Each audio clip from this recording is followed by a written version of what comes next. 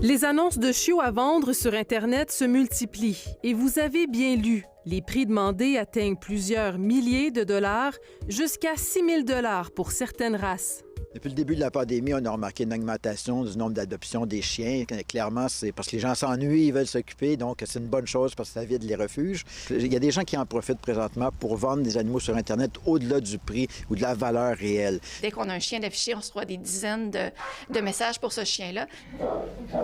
Les enclos ne restent pas vides longtemps ces temps-ci à la SPCA. Une bonne nouvelle, mais la présidente s'inquiète de voir un si grand nombre de chiens à vendre sur Internet.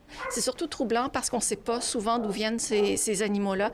On ne connaît pas leur génétique et les gens qui adoptent ces animaux-là ne sont pas nécessairement bien conseillés non plus, ne savent pas dans quoi ils s'embarquent.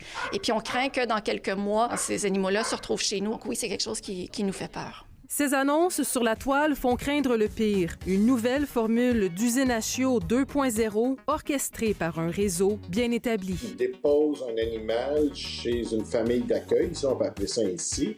Ils vont dire à la famille d'accueil, bien, regarde, tu gardes le chien, nous autres, on va l'accoupler, puis là, bien, tes enfants vont avoir des petits animaux. Là, ça va être super le fun. Puis quand tu vas les avoir, bien, nous autres, on va te demander de les faire adopter, puis on va te donner une commission. C'est une forme de sous-traitance d'usine à chiots. Donc, c'est beaucoup plus difficile à détecter. C'est vraiment le Far West, puis c'est dommage parce que il y a des animaux au bout de la ligne et des familles qui vont trouver ça très difficile tantôt. On a perdu contrôle, là. Je veux dire, c'est plus de 40 personnes que j'ai sur ma liste. Nathalie Aubu élève des chiens depuis plus de 10 ans. C'est une professionnelle dans son milieu. Elle est scandalisée de voir les prix demandés des chiots sur Internet. Il n'y a rien qui justifie de l'augmentation. Mon vétérinaire n'a pas monté, ma moulée n'a pas monté, le club canin n'a pas monté, mais des tests de santé n'ont pas monté. Pourquoi je monterais mes prix? Parce qu'il y a une demande, mais je trouve pas ça logique.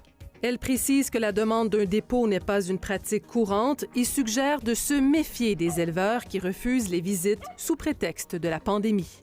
Ici Marie-Michelle Lauzon, Radio-Canada, à Montréal.